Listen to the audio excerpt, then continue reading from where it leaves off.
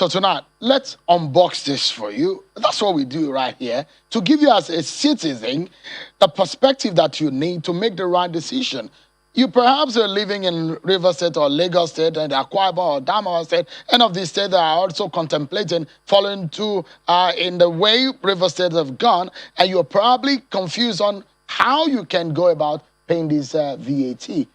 FRS had contested it and gone to the appeal court. So we have two gentlemen for you to give insight into it, the legal angle and, of course, the technical taxation angle of it. So I have joining me virtually two of them. I have Mr. Taiwo Oyedele, is a fiscal policy partner and Africa tax leader at the PwC. He's a taxation expert. He joins us from Lagos, and from London is a lawyer, Mr. Kayode Ajula. Thank you so much, gentlemen, for joining us tonight. Quickly, my audience on this program, they might not be the ones with those mathematical or the deep economic understanding. And that's why I like us to break it down in an easy-to-digest format. Mr. Oyedele, let's hear you. First and foremost, give us a sense of what this means. VAT is what people pay when they consume or render services, isn't it?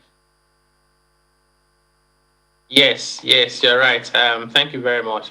So value-added tax is the tax you pay when you consume goods and services, including sometimes intellectual property rights, if they are not described as exempt or zero-rated. So if I want to simplify that, if you buy bread, if you buy beans, if you buy rice, those are considered to be basic food items, so they're exempt, so you don't pay VAT.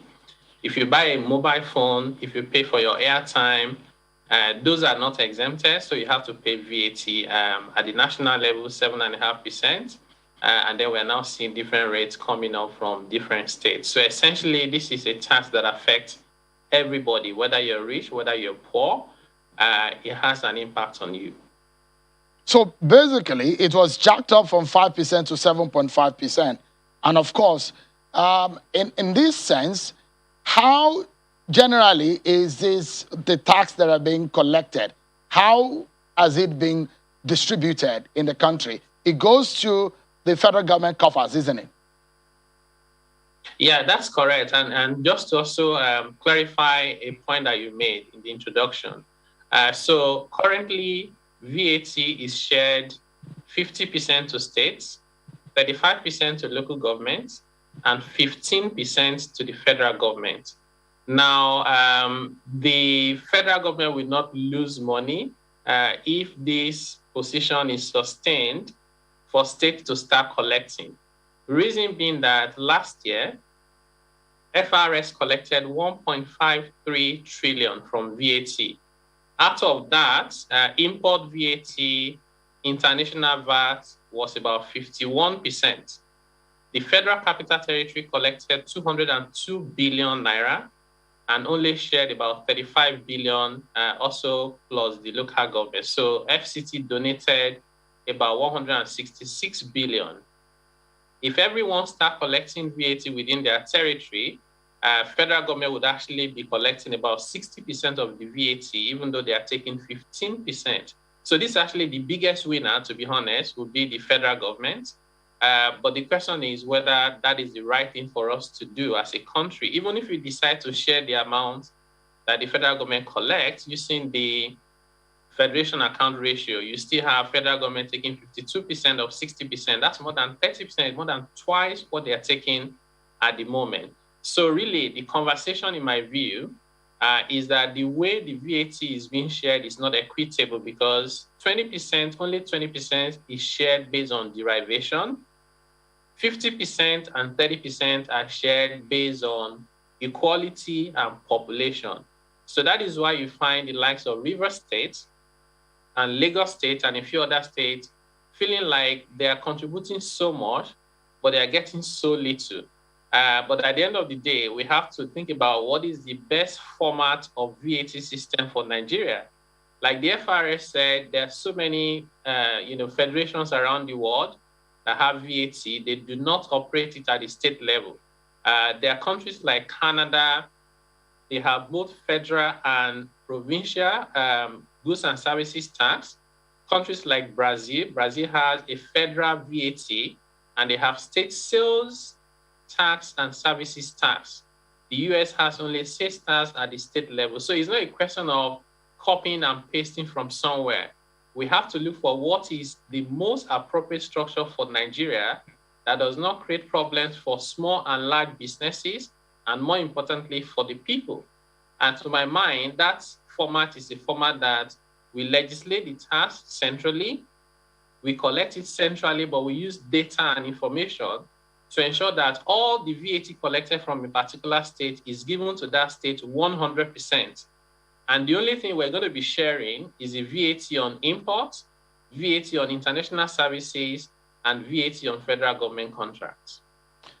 Thank you, Mr. Oyedele. Please stay with me. Let me go over to London with Mr. Kayode Ajulo. Because this matter is also sub judice, so carefully we need to thread so that we're not working on landmines. But I mean, you're a senior lawyer, so you understand better. So give us a sense of what the law specifies, because VAT is governed by the Value Added Tax Act. It's been amended.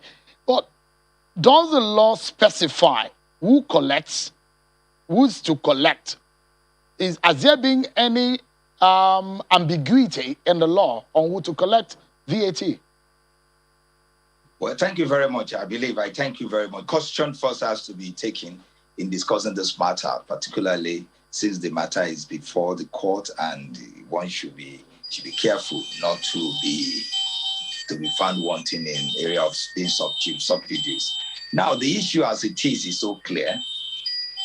The issue the issue today as it is that when it comes to issue of tax, it has to do basically by the federal government. That's why you see that the exclusive list of our that's the schedule of the Constitution is so clear that it is in exclusive list.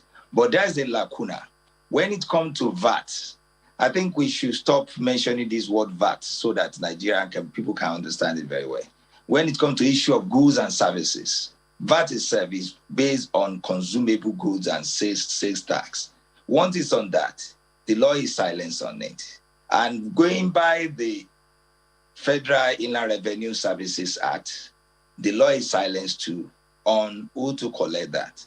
And as it is, and I like you said, we need a legal perspective on it. As it is today, the Rivers State and some other states, they are having their own laws to administer and the collection of tax. So as it is, that is the position of the law. And that is why the court, as of today, has already allowed the state to have this. Now, considering what everybody is saying, the FIRS may say this is what has been happening. But one thing that is so clear is that we have been talking about restructuring in the country for some time. Nigeria is a country built with our law, and then equity and justice. And if the equity of it has to be, the essence is that where it is consumed, because when it comes to tax and VAT law, it is about geolocation. The location of the place has to be taken into consideration, and the effect, like what the governor of Rivers State mentioned some minutes ago, that he can be awarding contract and the tax will be taken from there. And the essence of tax, we know, is to administer the area, the location. So as it is, though the matter is still in court, but the law that is enforced today is that the FIRS cannot administer that collection of that tax, and that is the law. Give us a sense, because when we talk about equity and fairness in the distribution of the collection of its tax, will any state be collecting less than it's presently collecting? Should the Federal Inland Revenue Service lose this case at the Supreme Court or at the Appeal Court, whichever be the case? Well, as it is, again, God forbid that as a lawyer I should be speculating what the court will say, whether it will lose or not. But the extant law, as it is this: there's no law that empower the Federal Inland Revenue to collect VAT. That is one. And as it is, Rivers State already has its law that empower the state to collect that tax. And when it comes to administration of tax, it is the empower. It is who empowers you that makes you to do what it is. So in the eyes of the law, who can empower, who can administer that tax, that collection of tax, is the state and as given by their law.